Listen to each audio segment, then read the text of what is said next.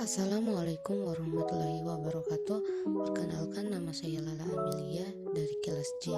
Di sini saya akan mempresentasikan tentang kandungan gizi dalam makanan, higienitas dan sanitasi pada pengolahan bahan pangan. Di sini kalian mungkin sudah tahu atau pernah belajar tentang gizi. Apa sih gizi itu? Jadi, menurut Kamus Besar Bahasa Indonesia, gizi adalah zat makanan pokok yang diperlukan bagi pertumbuhan dan kesehatan badan. Beberapa ahli juga menyatakan, seperti menurut Joyce James, Colin Baker, dan Helen Swain, gizi adalah komponen kimia dalam makanan yang digunakan oleh tubuh sebagai sumber energi dan dapat membantu pertumbuhan, perbaikan, dan membantu perawatan sel-sel tubuh. Menurut Tuti Sunardi, gizi adalah sesuatu yang dapat mempengaruhi proses perubahan dari semua jenis makanan yang dapat masuk ke dalam tubuh, yang gunanya dapat mempertahankan kehidupan kita.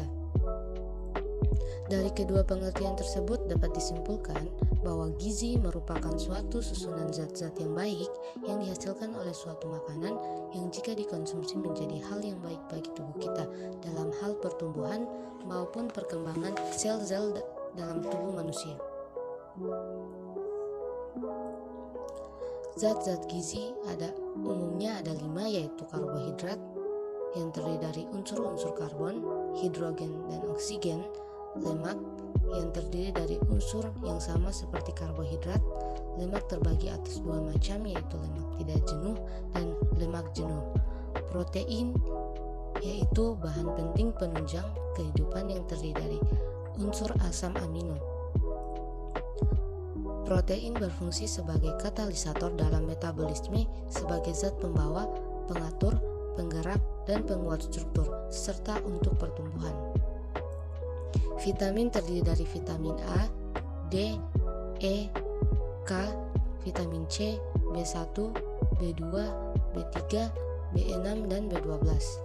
Mineral terdiri dari kalsium, magnesium, natrium, kalium, fosfor, sulfur, zat besi, klorida, seng, selenium, dan iodium. Zat-zat gizi yang terkandung dalam makanan. Yang pertama yaitu karbohidrat, yang merupakan sumber zat tenaga utama yang mudah ditemukan dibandingkan protein dan lemak. Contohnya pada padi-padian yaitu beras, jagung, dan ketan. Terdapat juga pada umbi-umbian seperti singkong, ubi jalar, kentang, dan talas. Lemak yang terdiri atas 2 macam, yaitu lemak tidak jenuh dan lemak jenuh. Contoh lemak tidak jenuh yaitu minyak seperti minyak zaitun, minyak wijen, minyak kedelai, dan sebagainya. Terdapat juga pada kacang-kacangan seperti almond, hazelnut, kacang tanah, dan kacang mede. Dan termasuk sumber lemak dari ikan. Sedangkan lemak jenuh seperti kue panggang, kerupuk, popcorn, keju, coklat, ayam goreng, termasuk juga pada daging tinggi lemak seperti daging sapi, daging kambing, dan daging domba, susu tinggi lemak, mentega, es krim, dan minyak kelapa. Yang ketiga yaitu protein. Contoh protein hewani yaitu daging ayam, daging bebek, sapi, kambing, hati ayam, hati sapi, telur, dan susu. Sedangkan protein nabati seperti kedelai, kacang-kacangan seperti kacang polong, kacang merah, dan kacang hijau, dan berbagai produk olahan kacang-kacangan. Yang keempat yaitu vitamin, yang biasanya ada pada buah-buahan dan sayur-sayuran. Dan yang terakhir adalah mineral, yang terdiri dari kalsium, magnesium, natrium, kalium, fosfor, sulfur, zat besi, klorida, seng, selenium, dan iodium. Gizi buruk. Gizi buruk adalah ketika seseorang dengan kekurangan gizi atau kekurangan vitamin, mineral, dan zat-zat penting lainnya yang dibutuhkan tubuh untuk berfungsi.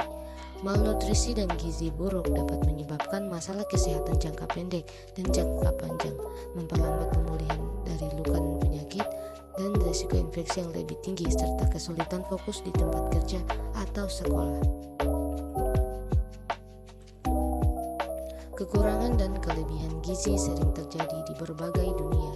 Mengonsumsi makanan yang bergizi memang sangat berpengaruh baik bagi tubuh manusia. Makanan bergizi memiliki dampak buruk jika dikonsumsi secara berlebihan dan berdampak buruk pula jika kekurangan gizi. Hal ini memang banyak terjadi di beberapa negara di dunia. Yang pertama, dampak buruk dari kekurangan gizi pada tubuh, yaitu menyebabkan gangguan pada pertumbuhan, mudah lelah dan kekurangan tenaga dalam melakukan aktivitas. Daya tahan tubuh lemah dapat mempengaruhi perkembangan mental dan kemampuan berpikir. Contoh dampak buruk dari kekurangan gizi dapat dilihat pada gambar pertama dan kedua.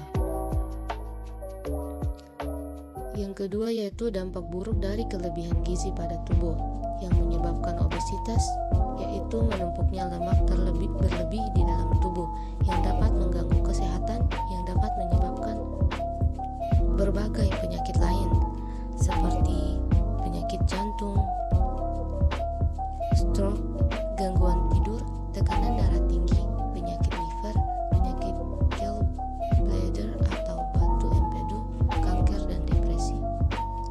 Faktor terjadinya kelebihan gizi. Ada banyak yang menyebabkan gizi lebih terjadi, antara lain karena faktor genetik atau juga aktivitas fisik, kurangnya pemahaman tentang makanan bergizi seimbang, serta mengonsumsi makanan yang serba instan dan fast food, serta dipengaruhi oleh tingkat sosial ekonomi. Di zaman yang berkembang pesat seperti ini, tidak hanya orang dewasa yang mengalami gizi lebih, melainkan juga anak-anak. Pada keadaan gizi berlebih, jumlah lemak di dalam tubuh akan meningkat sehingga menyebabkan perubahan metabolisme lemak dan gula dalam skala besar, baik anak-anak maupun orang dewasa. Kelebihan gizi tidak selamanya baik. Bertubuh subur tidak menandakan hidup makmur. Justru tubuh Anda yang seperti itu akan menjadi sarang penyakit. Cara mengatasi kelebihan gizi bisa dimulai dari mengatur pola makan. Pola makan yang dianjurkan adalah 3 kali makan besar diselingi dengan 2 camilan. Setiap kali makan besar, kurangi jumlah karbohidrat yang masuk dan perbanyak sayuran. Konsumsi makanan yang berprotein dan tentu saja buah-buahan. Batasilah makanan manis, asin dan berlemak. Selanjutnya, cobalah untuk lebih rajin bergerak dengan olahraga. Olahraga yang disarankan minimal 3 kali dalam seminggu dengan durasi 30 sampai dengan 40 menit per sesi. Ketiga, Anda hanya harus cukup minum air putih dan kurangilah kopi, teh maupun alkohol. Selanjutnya, membahas tentang kekurangan vitamin. Kekurangan vitamin A di seluruh dunia, banyak anak mengalami masalah penglihatan karena kekurangan A. Kekurangan vitamin C dapat mengakibatkan penyakit kudis. Penyakit kudis ini umumnya jarang terjadi di Amerika Serikat, tetapi dapat berkembang jika seseorang tidak memiliki makanan yang bervariasi dengan banyak buah dan sayuran segar. Orang dewasa yang lebih tua, anak-anak kecil, mereka yang banyak mengonsumsi alkohol, dan beberapa orang dengan kondisi kesehatan mental tertentu mungkin sangat berisiko kekurangan vitamin. Tanda-tanda orang kekurangan gizi. Beberapa tanda dan gejala malnutrisi kekurangan gizi meliputi seperti penurunan berat badan, mudah lelah, konsentrasi menurun, gusi dan mulut sering luka atau nyeri, kulit dan rambut kering, jaringan lemak dan otot di dalam tubuh berkurang, pipi dan mata cekung, pembengkakan di bawah tubuh tertentu seperti perut, wajah atau kaki, mudah terkena infeksi karena melemahnya sistem kekebalan tubuh, kehilangan selera makan, dan perubahan mood atau suasana hati. Tanda kekurangan orang gizi dapat dilihat pada gambar di samping. Apa sih gizi seimbang itu? Jadi gizi seimbang adalah susunan pangan sehari-hari yang mengandung zat gizi. Nilai gizi ini memiliki jenis dan jumlah yang sesuai dengan kebutuhan tubuh dengan memperhatikan sejumlah faktor seperti makanan sehat, aktivitas fisik, perilaku bersih, dan memantau berat badan secara teratur. Tumpeng gizi seimbang. Tumpeng gizi seimbang adalah rancangan untuk memperbaiki prinsip lama, yaitu 4 sehat 5 sempurna yang dianggap tidak sesuai. Gambar tumpeng ini tidak hanya berisi panduan sehat, melainkan juga panduan pola hidup secara keseluruhan. Anjuran makan menurut pedoman gizi seimbang yaitu membatasi konsumsi gula, garam, dan minyak. Menurut ahli, dalam puncak tumpeng gizi seimbang, batas konsumsi gula adalah 4 sendok makan atau 50 gram, garam 1 sendok teh atau 5 gram, dan lemak 5 sendok makan atau 67 gram. Asupan glukosa berlebihan dapat menurunkan sensitivitas insulin. Kelebihan garam beresiko meningkatkan tekanan darah, sementara kelebihan lemak dapat mengakibatkan peningkatan berat badan hingga obesitas. Yang kedua, mengonsumsi sumber protein. Bagian bawah dari puncak tumpeng gizi seimbang berisi sumber protein. Jenisnya beragam, mulai dari protein hewani, ikan, ayam, daging, dan telur, dan juga protein nabati seperti kedelai atau tahu. Lauk pauk yang disarankan adalah yang mengandung protein tinggi dan rendah lemak. Pada bagian tumpeng ini pula disarankan untuk minum air putih sebanyak 8 gelas per hari. Yang ketiga, makan sayuran. 1 porsi sayuran adalah kurang lebih 1 gelas belimbing setelah dimasak dan ditiriskan. Idealnya, menurut pedoman gizi seimbang, makan sayuran setiap harinya berkisar antara 3 sampai dengan 4 porsi. Contohnya seperti 1 porsi salad sayur untuk sarapan, 1 porsi sop kentang dan wortel untuk makan siang, dan 1 porsi tumis kangkung untuk makan malam. Sementara untuk buah-buahan, porsi yang ideal sesuai dengan pedoman gizi seimbang adalah 2 sampai dengan 3 porsi. Kandungan zat gizi berporsi buah setara dengan 1 buah pisang ambon ukuran sedang atau 50 gram mengandung 50 kalori dan 10 gram karbohidrat. Untuk dapat memenuhi 2 sampai dengan 3 porsi piramida makanan gizi seimbang, Anda dapat mengonsumsi 1 buah pisang ambon, 1 buah alpukat sedang, dan 1 buah kecil apel malang. Di bagian terbawah dari piramida gizi seimbang diterangkan mengenai karbohidrat. Idealnya kebutuhan gizi manusia setiap harinya adalah 3 sampai 4 porsi karbohidrat. Jenisnya bisa beragam, mulai dari nasi, jagung, ubi, kentang, dan karbohidrat lainnya. Pada bagian bawah tumpeng ada parameter lain yang menyertai dan berkaitan erat dengan gaya hidup. Bukan tentang makanan dan minuman, tetapi mewakili parameter yang telah dielaborasi di atas. Contohnya adalah rutin berolahraga fisik, memantau berat badan, serta yang tak kalah penting adalah menjaga kebersihan. Masuk pada higienitas dan sanitasi pada pengolahan bahan pangan. Higien atau higienitas adalah upaya kesehatan dengan memelihara kebersihan dengan cara memelihara dan melindungi kebersihan lingkungan dari subjeknya, seperti mencuci tangan dengan air bersih dan sabun, mencuci piring, membuang makanan yang rusak untuk melindungi keutuhan makanan secara keseluruhan.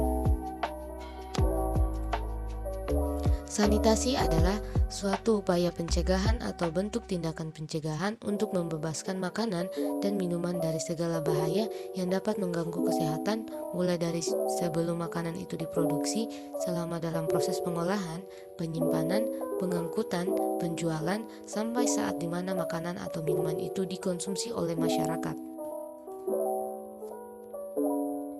Ada 6 prinsip higien sanitasi pangan. Yang pertama, pemilihan bahan baku. Perlindungan terhadap bahan baku dari bahaya-bahaya bahan kimia atau pertumbuhan mikroorganisme patogen dan pembentukan toksin selama transportasi dan penyimpanan bahan baku mutlak diperhatikan. Yang kedua, penyimpanan bahan makanan. Kerusakan bahan makanan dapat terjadi karena tercemar bakteri, karena alam dan perlakuan manusia. Adanya enzim dalam makanan yang diperlukan dalam proses pematangan seperti pada buah-buahan, dan kerusakan mekanis seperti gesekan, tekanan, benturan, dan sebagainya. Terdapat 4 cara penyimpanan makanan sesuai dengan suhu yang dipersyaratkan, yaitu penyimpanan sejuk, penyimpanan dingin sekali, dan penyimpanan beku. Pengolahan makanan adalah proses pengubahan bentuk dari bahan mentah menjadi makanan yang siap santap. Pengolahan makanan yang baik adalah yang mengikuti kaidah dan prinsip-prinsip higien dan sanitasi. Penyimpanan makanan, bakteri akan tumbuh dan berkembang dalam makanan yang berada dalam suasana yang cocok untuk hidupnya sehingga jumlahnya menjadi banyak. Suasana yang cocok untuk pertumbuhan bakteri diantaranya suasana makanan yang banyak protein dan banyak air. pH normal 6,8 sampai 7,5. Suhu optimumnya 10 derajat sampai dengan 60 derajat Celcius. Bahaya terbesar dalam makanan masak adalah adanya mikroorganisme patogen dalam makanan akibat terkontaminasinya makanan sewaktu proses pengolahan makanan maupun kontaminasi silang melalui wadah maupun penjama. Makanan kemudian dibiarkan dingin pada suhu ruangan. Kondisi optimum mikroorganisme patogen dalam makanan siap saji ini akan mengakibatkan mikroorganisme berlipat ganda dalam jangka waktu antara 1 sampai dengan 2 jam. Faktor risiko kejadian foodborne disease yaitu pada proses pembersihan alat makan kontak dengan makanan. Faktor risiko juga dapat disebabkan oleh temperatur dan waktu penyimpanan tidak baik, rendahnya personal higien, dan alat makan yang tercemar. Terakhir, penyajian makanan.